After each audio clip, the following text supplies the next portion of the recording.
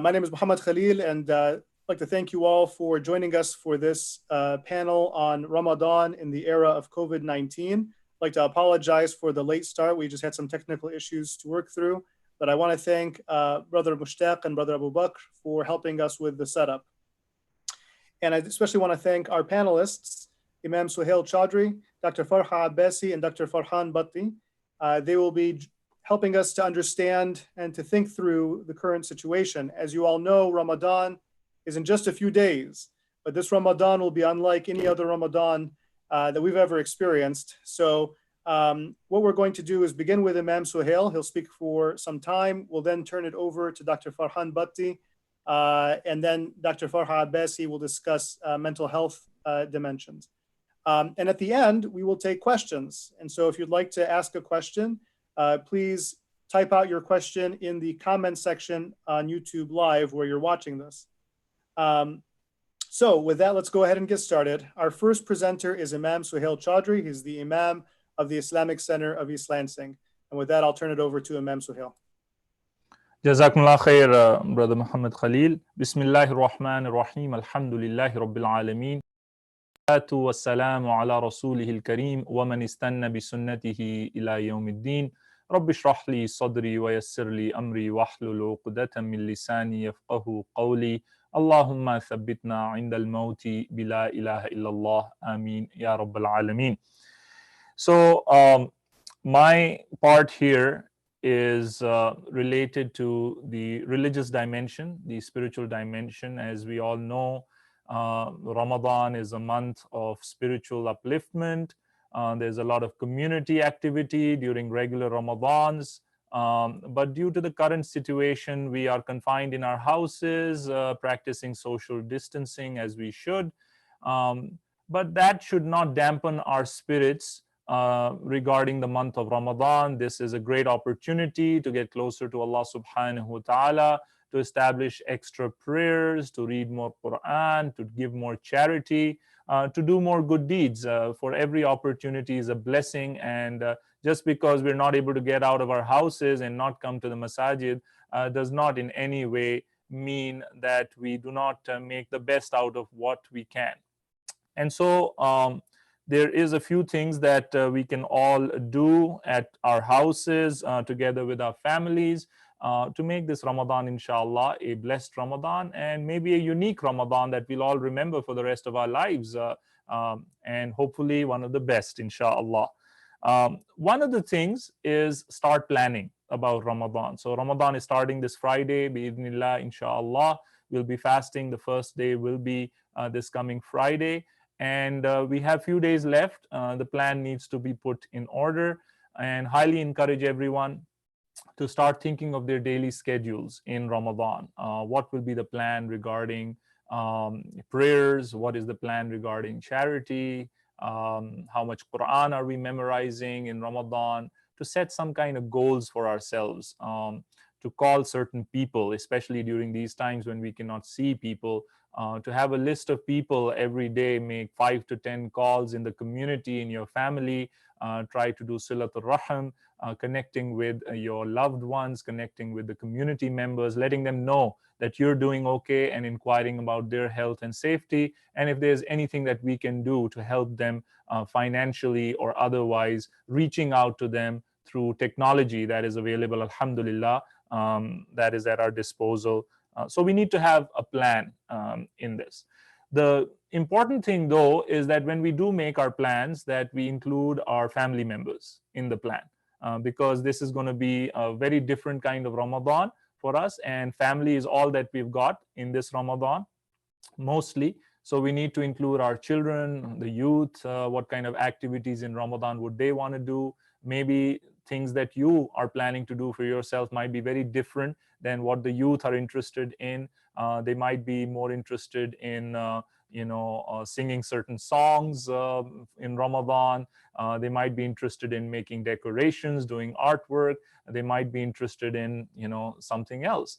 You need to check with your spouse what their plan is for Ramadan, and then come up with a schedule which takes care of most of these activities and is well rounded. It serves the different age groups at your household. and you can then work together in making it happen. One of the things we should all do in regular Ramadans, as well as now even more so, is getting ready to welcome Ramadan.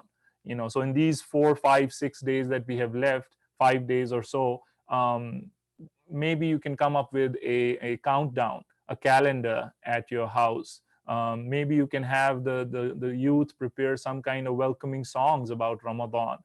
Maybe you can every day listen to a lecture online, with your family members, talking about Ramadan or the fiqh of Ramadan, or maybe reading a book together about Ramadan, which talks about the virtues of Ramadan, the greatness of Ramadan, and so on. So there has to be some kind of thing that you can do at home right now in order to get ready for Ramadan and build up the mood, the atmosphere, so that come Friday you're really excited and everyone is making their best to make this Ramadan experience a beautiful Ramadan experience for themselves. Highly recommend that you at your house designate a prayer room, which maybe most of you already have a space in your house that you designate for prayer. If you don't, then have a small masjid area set up in your own household. If you want to give it a little different touch or mood, maybe have some prayer rugs spread out with the Qur'ans set up next to the prayer rugs. Have an alarm clock with the adhan 5 times a day, which would make the adhan at the household. Better yet, you could assign somebody in your house, preferably some youngster, to make the adhan, and appoint someone as the Imam, and pray together every day in Ramadan, at least once or twice or thrice, every day, to have congregational salah in Ramadan with your family members, your loved ones, so that you could replicate the congregational salah experience. Also, since we don't have Taraweeh prayer, you can pray your Taraweeh at home, and that was actually the sunnah of the Prophet sallallahu alaihi wasallam. He used to prefer praying the Taraweeh by himself, and it was not until the time of Umar ibn Khattab radiyallahu anhu that this traditional Taraweeh that we have today, where everyone congregates in the masajid, became formalized. So we can go back to the way of the Prophet sallallahu alaihi wasallam this Ramadan and pray our own Taraweeh prayer, whether you prefer praying the 8 rak'ah or the 20 rak'ah, that I leave up to you. But once again, you could recite from memory. You don't have to recite the entire Quran and try to finish the entire Quran. The best thing would be to recite the surahs that you have memorized and to repeat them. You can repeat certain surahs over and over again. Or some scholars allow the use of a mushaf. You can have a Quran in your hand, and the Imam could recite and the others could follow. So make it once again part of your daily schedule in the night after the Isha prayer, to make Taraweeh Salah at home with your loved ones, with your family members. Home decorations, try to recreate, or change the way your home looks in the month of Ramadan. If that means certain artwork needs to be put up in certain rooms, then have that as a project, maybe for yourself and the youth especially. They love colors, they love drawing, they love painting. So any kind of craft work, artwork that you want to make it as part of your Ramadan project with your children, that would be amazing. There's so many wonderful ideas online on the internet and YouTube that you can take reference from. So try to change the atmosphere of your house by making it look a little different in Ramadan, and hanging ayat of the Quran in certain places, and then reading them and memorizing them with your children. Certain ad'iyah, certain dua or azkar that you can together every day go over, and you can try to memorize them with understanding and meaning, and have a discussion about what they really mean and how they impact us in our lives, and so on. Probably the most important thing that we're all looking forward to in Ramadan is the Quran itself. The recitation, the daily recitation of the Quran. Inshallah, the Islamic Center is planning to have a daily recitation after the Asr prayer in the month of Ramadan. Details, inshallah, will be coming out soon for an hour where we have some community members, inshallah, reciting the Quran beautifully for us to follow along. If you want to follow along with that, that will be every evening from 6 to 7 p.m. A juz or so will be recited, and we will be giving you more details on that later. But you need to do that yourself as well.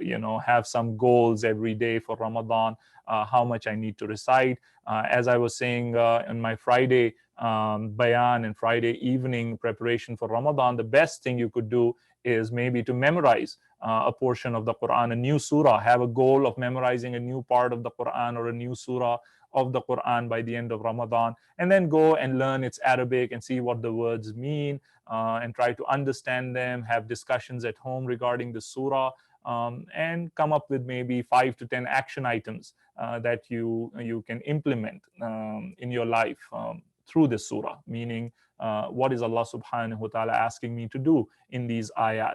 And that could be a beautiful experience and a memorable experience for you, and something that will connect you with that surah forever. And whenever you hear that surah again in your life, whenever it is recited or you're reciting it in your salah, then you will really have a very rich quality experience related to that surah.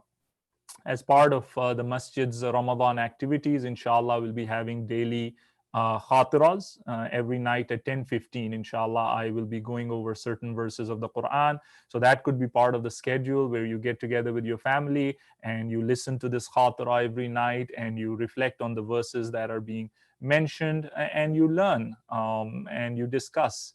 The whole point is growth, spiritual growth, and that happens with effort, that happens with intellectual exercise, that happens with flexing your intellectual muscles, your spiritual muscles, and then letting them feel the beauty of the Quran, letting them feel the beauty of Iman, and let it sink in. So these are some of the things that you could do. Don't forget, dua obviously is very, very important. That's what we're looking forward to in Ramadan, an experience where we make lots of dua for ourselves, especially in the current scenario where there's a lot of people who are getting sick. A lot of people have died due to this pandemic. Let's not forget them in our dua. Those who are sick, that may Allah bring them to shifa and make things easy. Those who are on the front lines, the professionals, the doctors, the nurses, hospital staff, emergency crews that are working all over the world in trying to save lives. And we need to really back them up with our spiritual backing, and that happens through dua, remembering them in our daily dua. So what kind of du'as you want to be making in Ramadan? Maybe it's a good time to start shortlisting them, coming up with a list of the most important ones that you want to make throughout the month of Ramadan. We also need to have going to do in the last 10 nights of Ramadan. So we need to have a way that we are really peaking with our efforts at the end of Ramadan. Sometimes people, they make a lot of effort in the beginning and they're very excited and enthusiastic, and then by the end of Ramadan they've kind of lost momentum, and we don't want that to happen. We want to slowly build up a momentum so that come the last 10 nights we are really making great strides in receiving the blessings of Laylatul Qadr and searching for it. Also, not to forget those people out there who are suffering poverty. So many people are losing their jobs.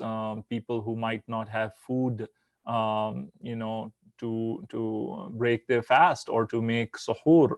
Alhamdulillah, many of us are being blessed because we have the food and we have houses to live in, and some of us have secure jobs and we're not worried about our future in that way. But then there's a lot of people out there who are suffering, and they're not receiving any kind of special help from their governments or unemployment benefits. The elderly, there are little children all over the world. So we need to be generous in the month of Ramadan.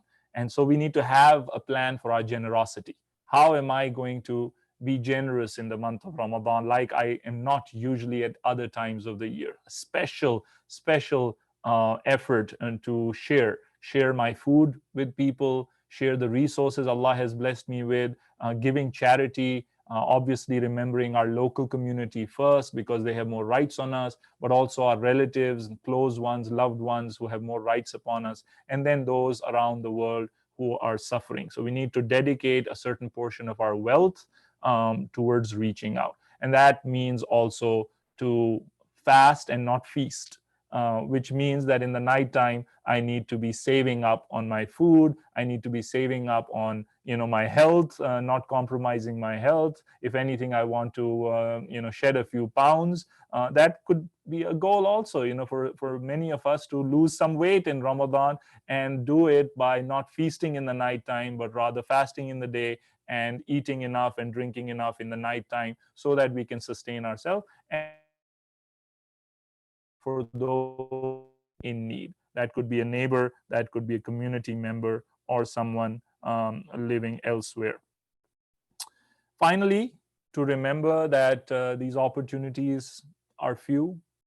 We only live here on this earth for a limited period of time. And there's many brothers and sisters who did not survive to see this Ramadan. So if we do survive to see this Ramadan, then we do need to take it as a great opportunity that we cannot afford to miss.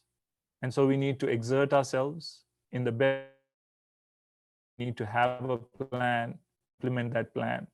We need to do whatever we can with our resources, the given limitations that we have.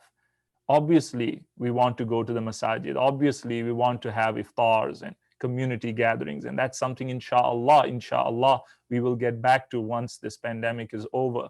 But in this given situation, just because we're not able to do those things does not mean in any way that we waste away this Ramadan or this opportunity. Who knows if we'll be there next Ramadan. So count every blessing, every opportunity as a final opportunity to do good and do your best. Inshallah, available to answer. Jazakumullahu khairan. Assalamu alaikum wa rahmatullahi wa barakatuh.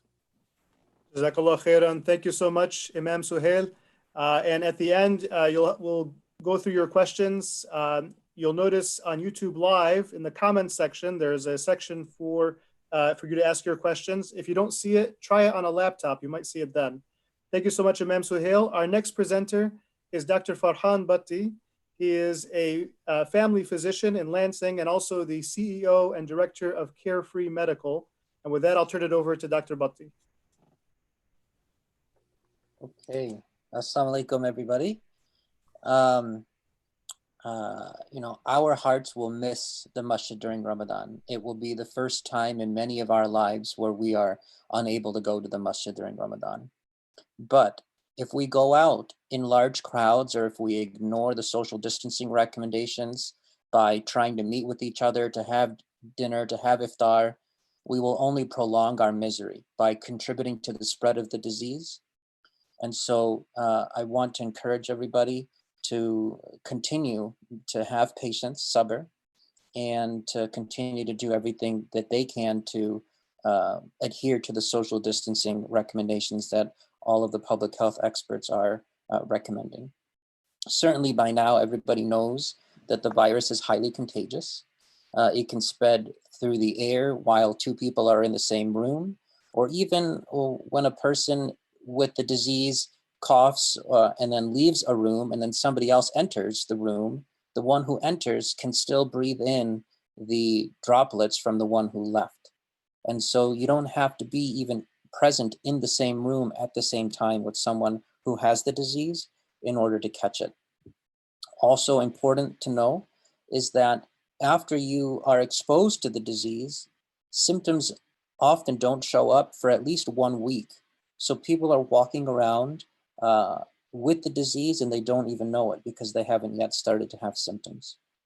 In Michigan, you've probably seen that the official numbers say that 31,000 people in Michigan have the disease, but everybody should remember that this is a large underestimation because the number of tests are so limited.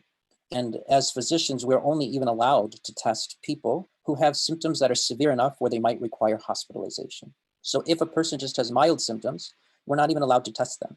So the number of people who are actually carrying the disease is much, much more than 31,000. In fact, people think that it might be 10 times higher than that, as far as the number of people who are carrying it with them, as opposed to the number of people who have tested positive, because unfortunately the number of tests is so small.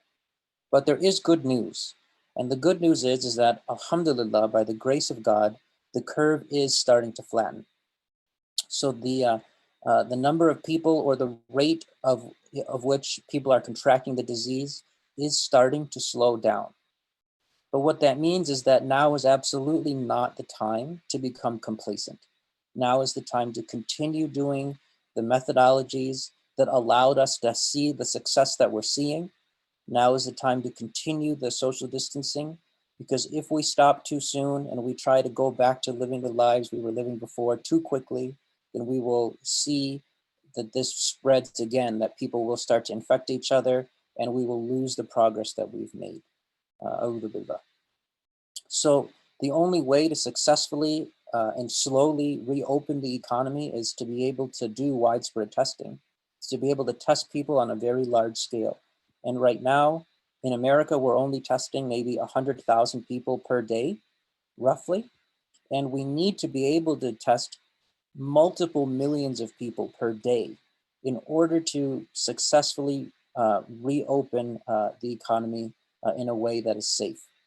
Scientists are currently developing antibody tests that could yield results in a matter of minutes or hours. So they're trying to make tests where you can give a sample of blood, and within minutes or within hours, you could know if you have the antibody or not. And these kinds of tests are really what's going to help us the most as far as being able to return to work or return to our houses of worship, because that way we would be able to test people ahead of time. People that want to come to the masjid might be able to, in the future, get a rapid antibody test. And if they're negative, then they can come in safely. If they're not, then they couldn't be allowed to enter. So this is where the science is going, where anybody that wants to attend a large event, whether it's a wedding or whether it's a congregational prayer, there needs to be the mechanism by which people can be tested on a large scale in a rapid way and in an accurate way, in order to allow us to go back to some semblance of normalcy. I want to close by reminding people that our religion is not a religion of hardship. It is a religion of ease. And our religion not only allows us, but it commands us that if we are sick, then we should not fast and we should make up the days later.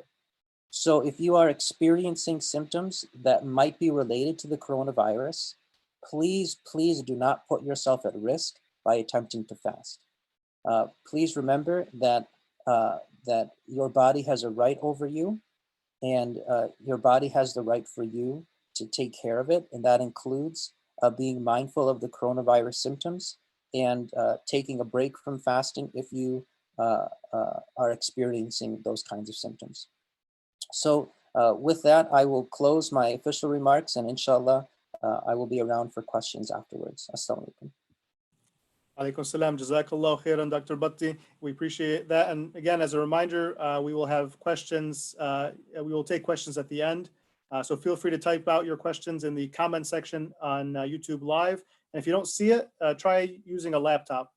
Thank you very much. Our last, but certainly not least, we have Dr. Farhad Bessie. Dr. Bessie is a psychiatrist and a professor at Michigan State University and one of the leading figures in the area of Muslim mental health. And actually just recently, Mayor Andy Shore of Lansing assigned her to the, or invited her to participate in the mental health task force in the city of Lansing. So with that, I'll turn it over to Dr. Bessie.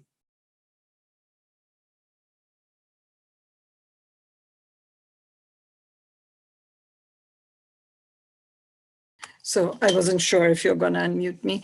Thank you so much. Assalamu alaikum.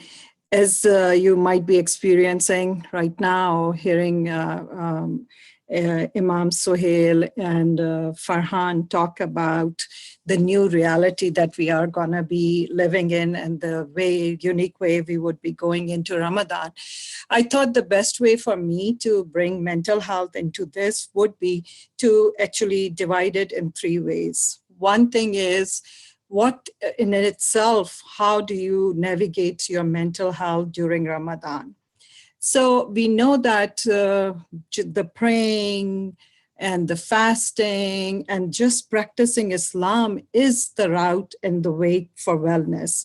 So usually when we are doing all that, we are feeling very happy, relaxed, and it's a way for us to come together and celebrate as well. But what happens if you are struggling with mental illnesses? And I again talk about mental illness could be a spectrum. It could be a mild anxiety to social anxiety to depression to something severe like bipolar or schizophrenia. Whatever point you are at that spectrum, this can actually, the Ramadan and coming together can actually increase your anxiety and depression. And how that affects you could be that if you have social anxiety and are kind of feeling the forced to, like the peer pressure or family pressure to be in this gathering situations, or the fact that you might be somebody who's already suffering from eating disorder, and suddenly everybody's focus is on food and fasting, losing weight to gaining weight. The focus, bringing the focus on eating can be a source of severe distress for somebody suffering from eating disorder. If you feel depressed and are in depression, and then you see everybody around you cheering, feeling joyful, and you feel empty, and then you feel guilty, like, am I not Muslim enough, or am I faith weak? So all that happens. But again, another aspect is, if you are on medication for treatment, how does that affect your fasting, right? So let's say for bipolar medication, we have lithium. So there are studies out there that lithium, when you are dehydrated, can go to toxic doses. So how do you navigate that, right? Or even if you are taking something like simple like antidepressant, how are you navigating that? So that is one aspect. And another huge thing is sleep has a very strong correlation with mental illnesses. So if you are not sleeping regularly, and we know part of our ibadah, part of Ramadan is waking up for sahur and then praying late in the night, so you don't get enough sleep. And that can be very devastating or exacerbating for mental illnesses. So we do know that some people who have bipolar can relapse, can have relapses. People with severe depression can have relapse. Or people with anxiety can feel worse anxiety if they are not sleeping. So all keeping that, being mindful of all that, few important tips is how that if you are someone who's struggling with mental illnesses, like Dr. Bhatti said, Dr. Imam Sohail said, that when you are not well, you are exempted from fasting. But unfortunately, we kind of think that it is only for physical illnesses. It's actually same way applicable to mental illnesses as well. So first thing I want to send that out, the message, and I hope Imam Sohail can back me on that, is that if you are suffering from any mental illness, you are in the same criteria of not feeling well, being sick, and you can be exempted from fasting. Other thing is, you need to navigate your care with your primary care. You have to explain to them what fasting means for you, and if they can, change the timings of your medication. Third thing is, please do not skip your medications. Please, please, please, because like any medication for diabetes or any hypertensive medication, it is imperative you continue to take your medication for depression, anxiety, or bipolar, or whatever diagnosis you are taking it for. don't abruptly stop it without consulting your physician. And don't think it's non-essential, it's not important, I can go without it. Third thing, I always talk about visibility. It is okay to explain to your family, to your friends, how your experience of Ramadan could be different. And same way, I hope family, loved ones, friend, and as community, we are supportive and cognizant of people who are going through this. Last but not the least, please be cautious, be cognizant, be regular about your sleep. I do understand the importance of ibadah, but the balance has to be maintained. Even few hours after sahur or few hours between Isha and sahur can be really helpful. So that piece, then comes the what we are experiencing right now with COVID-19 pandemic. Like just listening to Dr. Bhatti, my anxiety level was going up when you kind of sit back and understand the enormity of the situation and feel overwhelmed that I don't have access to COVID testing, or you might have loved ones which are in forefront of this disease, could be mental or physical, like physicians or firefighters or police officers. They are in forefront of this. All that we are experiencing, each one of us is experiencing high level of anxiety and grief, right? So we are suffering multiple losses. It could be financial, it could be just not having regular going to school, education, relationship issues are coming up. There is a lot of anxiety that we are bringing in the homes right now.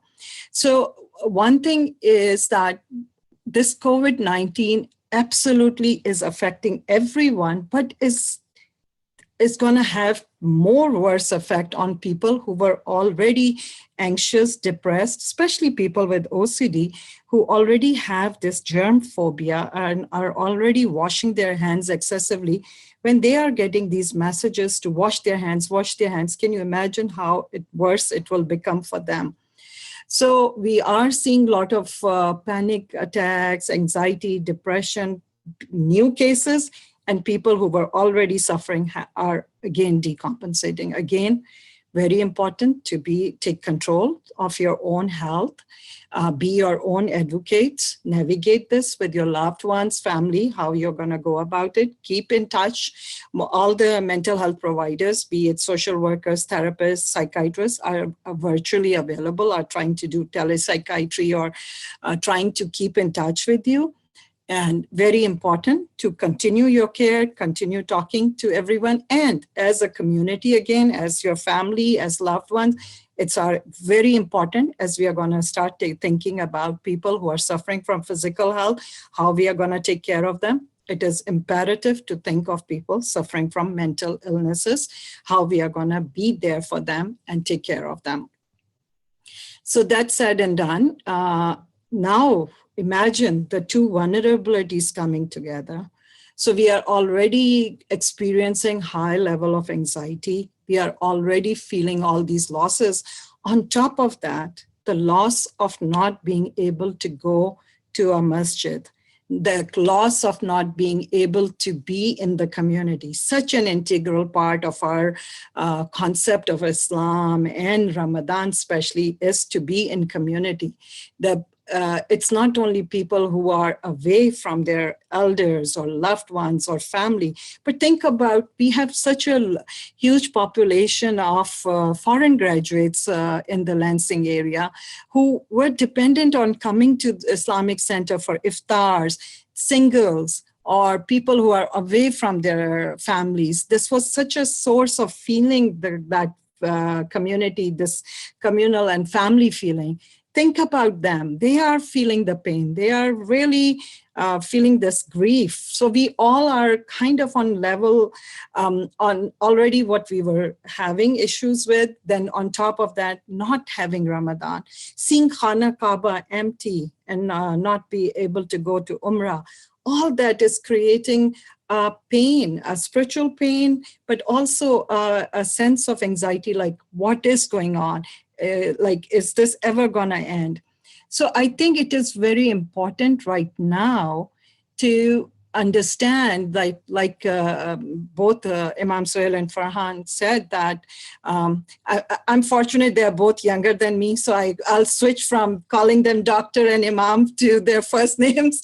But the thing is, it is important to understand Islam is very interesting. My perception and concept of Islam is, it starts first of all, it starts with the individual unit. And it has the capacity to expand to macro levels, from small community, family unit to community to the macro, like we have this concept of ummah. But at the same time, in times of pandemic, it has that capability to shrink back to that micro level of one person. And I think it is the time to really use this to spiritually be cognizant of your priorities, your loved ones, but also this is the moment to think of others who are suffering.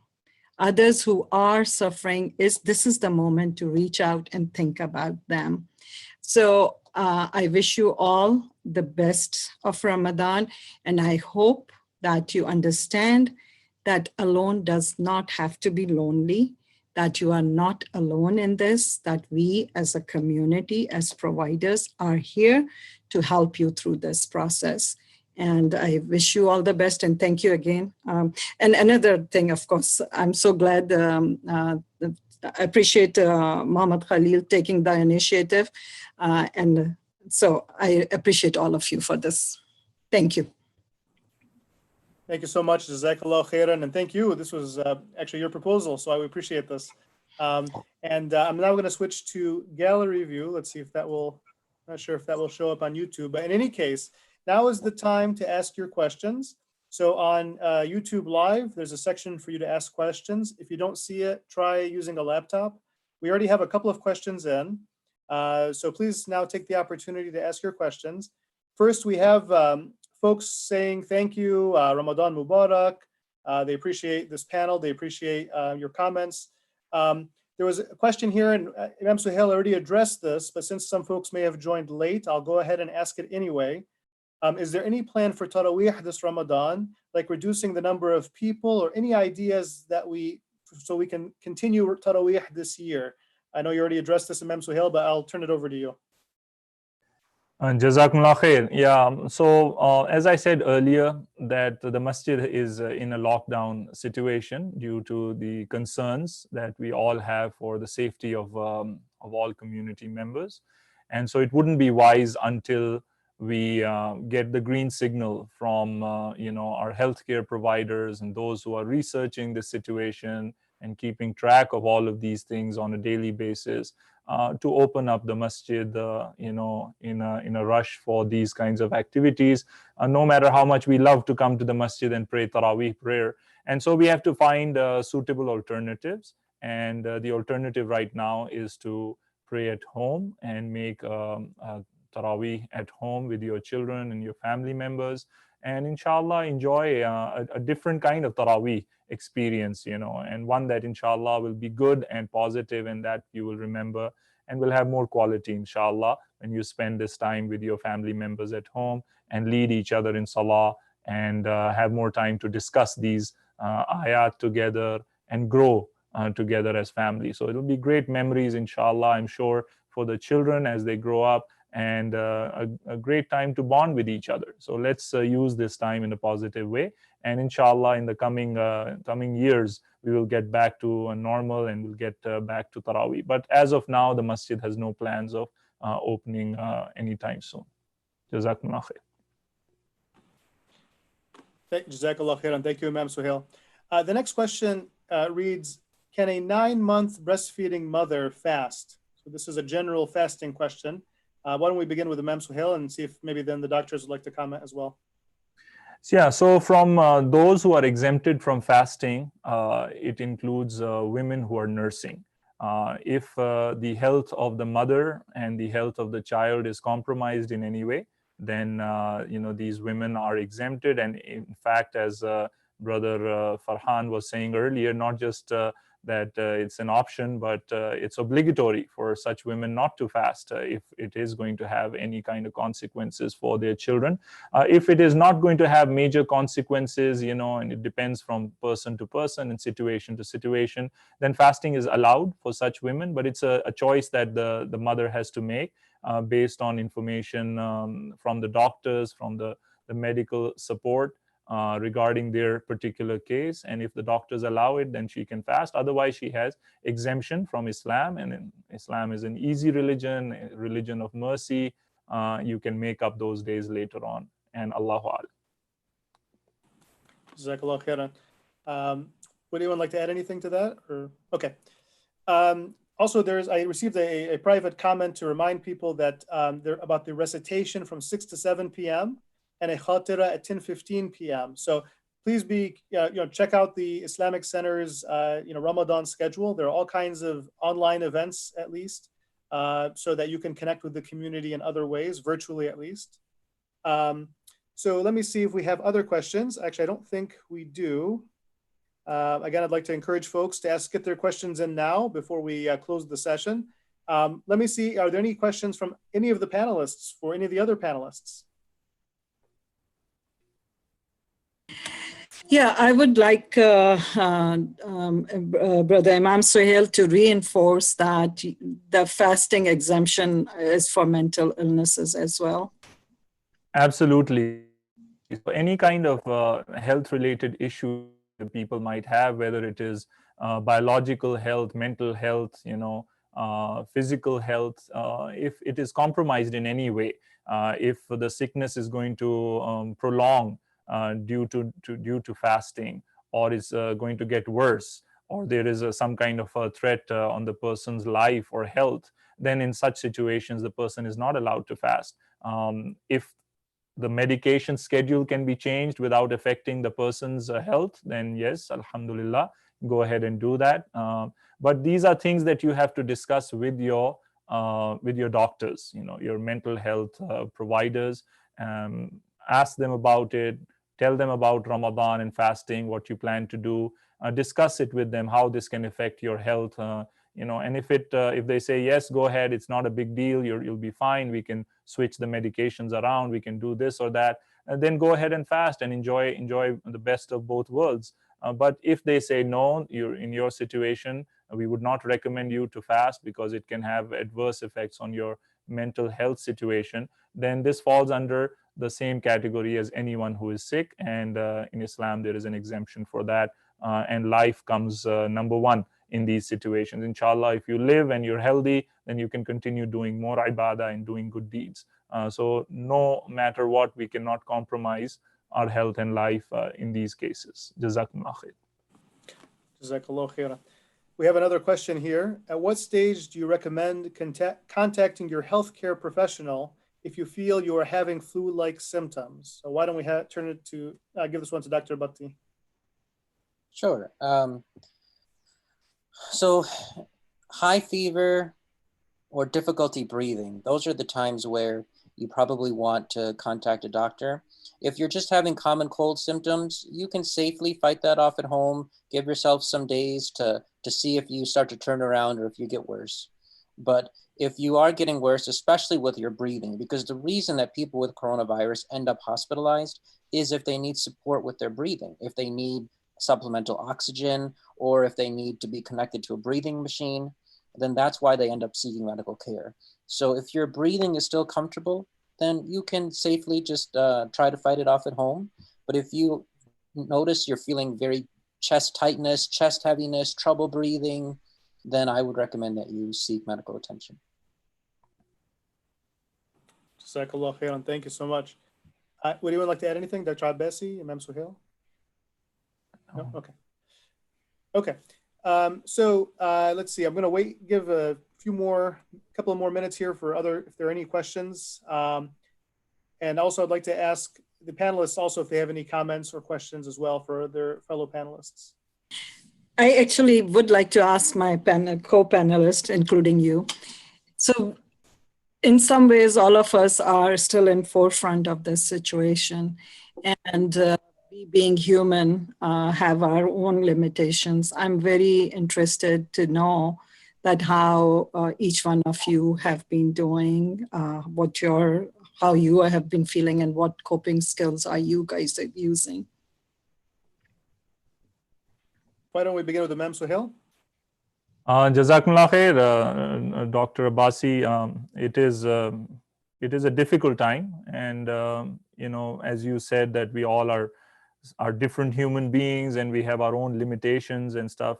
For me personally, I think I've been concentrating more on spending quality time with my family members, because that's one of the complaints that I usually get from them in regular times, is that I'm not spending enough time with them due to the schedule and the busyness of the affairs at the masjid and so on. So I am in one way enjoying this time also, and really looking forward to every day spending more time with my two sons and my wife, and connecting more with the community members and family members. I have time now to make calls, which I never used to have in the past.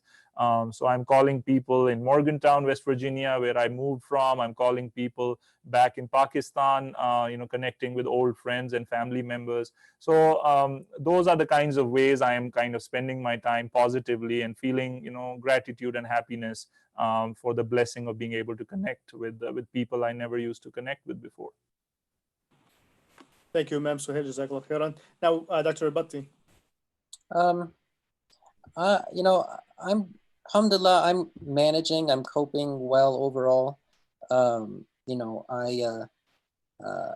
do feel sad. I mean, it's a normal human experience to feel sad during this time, and to be scared about the uncertainty and when this is going to be potentially over. I mean, all of us want to be able to do what we were doing before, and so some degree of anxiety is a normal human experience, and it's okay to feel those kinds of feelings. I especially miss my parents. My parents live in the eye of the storm. They live in Metro Detroit, where there's many, many more cases and people are dying. I have family members of mine who have been diagnosed with the disease, and I can't see them. So it will be hard during Ramadan to not be able to see my family. Jazakallah khairan. Thank you. Thank you. I'll just add that I know some folks were planning to do Hajj this year, and it was a big event, a big thing that they were planning, and now they've had to cancel those plans. So okay, let me see. While we're waiting for questions, I think we'll just wait here a couple more minutes in case there are any questions. How are you doing, Dr. Abbasi? You didn't tell us about yourself. Yes, that's right. Thank you for asking. I think I share the same sadness like Farhan is feeling. It is very hard to see it firsthand. People struggling, having loved ones die and not able to say goodbye. Having your own family, like my nephew and niece right now are residents, one in Detroit and one in New York, both in the eye of the storm. It is hard. I think what is really discouraging is to not be able to provide them the resources, the support, the one thing this pandemic has really unveiled is the health disparities. And those of us who kind of have patients on the lower end of the spectrum, it is very hard, painful, and sad to see that happen. So yes, every day you have to be very intentional about your own health and about your own wellness. But like Farhan said, there are moments of deep sadness, but I usually try and use that pain and turn it into a purpose. So it helps me a lot to do webinars or to reach out and to connect. I think that keeps me feeling more motivated, and I feel more positive when I'm doing that. Thank you so much for sharing that. Are there other questions or comments among the panelists? Actually, I don't see any more questions online. So with that, I will conclude the session. I'd like to take this opportunity to thank Ma'am Suhail, Dr. Farhad Bessie, and Dr. Farhan Bhatti for taking the time to speak with us. And Jazakumullah khairan and Ramadan Mubarak. And we actually have one comment by Dr. Bhatti. Oh, I was just going to ask Imam for a closing dua. Yes, thank you. Bismillahir Rahmanir Rahim. Alhamdulillahi Rabbil Alameen.